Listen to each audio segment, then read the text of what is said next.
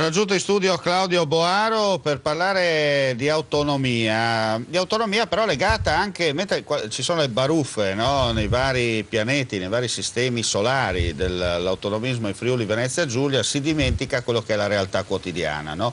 Ad esempio il fronte friulano si sta muovendo per capire cosa sta succedendo anche a Gorizia, no? Esatto. Che si sta parlando tanto, Boaro, ma alla fine si parla poco, nel senso e infatti tanto questo, abbaiare, no? Autonomia non vuol dire solo chiedere la carità, vuol dire anche assumersi delle responsabilità a casa nostra di affrontare determinate questioni, come quella dei clandestini, che io li chiamo ancora clandestini o falsi profughi, chiamateli come volete, dove vediamo in questi giorni, nei giorni passati, decine e decine di chiedenti asilo alla fin fine a far la fila in comune a Udine all'anagrafe per chiedere di avere praticamente una residenza dichiarata e di essere iscritti all'anagrafe. Questo gli darebbe immediatamente diritto a poter richiedere anche di essere fra quelli in lista, per capirsi, che chiedono asilo politico.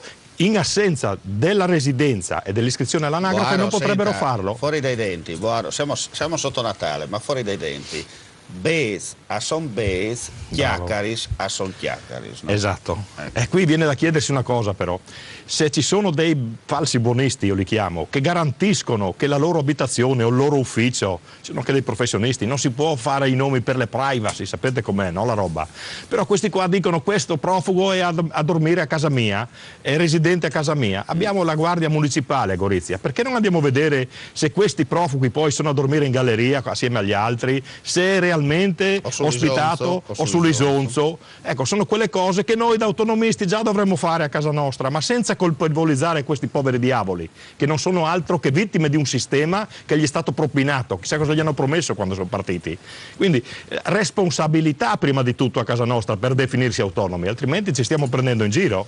Insomma, cosa ne porta quest'anno? Poi chiediamo, Babbo Natale. Ma io spero solo che tutti i posti di lavoro che hanno detto che ci sono in più corrispondano a giornate di lavoro, non a 2 ore di lavoro al giorno date ai nostri giovani che magari devono farle in due turni, un'ora al mattino e un'ora alla sera. Basta prenderci in giro. Buon anno per il prossimo, buone feste, e ringrazio questa emittente che ci dà lo spazio come sempre e speriamo bene, dai. Mi permette di dire, ha fatto la benedizione Urbi et Orbi, insomma, in maniera pagana. Grazie al nostro ospite.